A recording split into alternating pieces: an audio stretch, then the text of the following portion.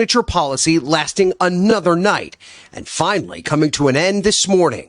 Trump winning over Republican holdouts for his so-called big, beautiful bill in the House of Representatives, sparking a record-breaking debate in Congress with some conservative Republicans unhappy with Senate changes to the bill.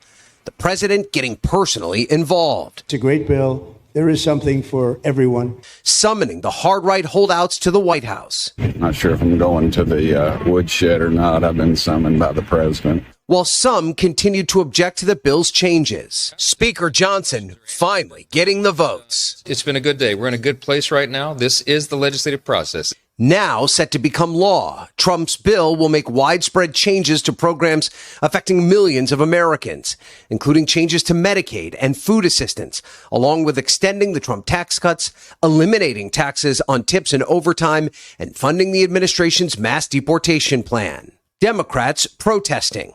My House Republican colleagues, have you no shame? This bill hands $4.5 trillion in tax cuts to billionaires and the biggest corporations.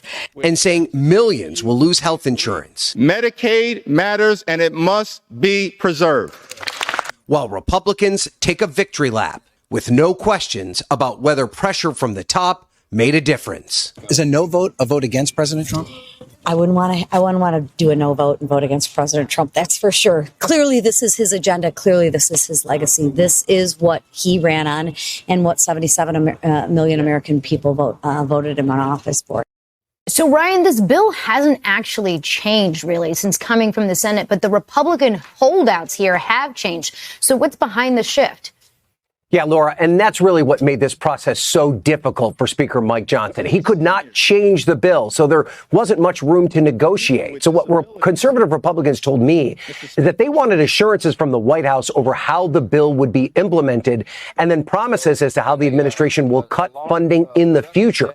At the end of the day, though, and I think this is important, it seemed pretty clear that these hardcore supporters of Donald Trump had no interest in denying him the bill that he desperately wanted. And now it seems like it's on a path to be finally voted in. Laura? All right.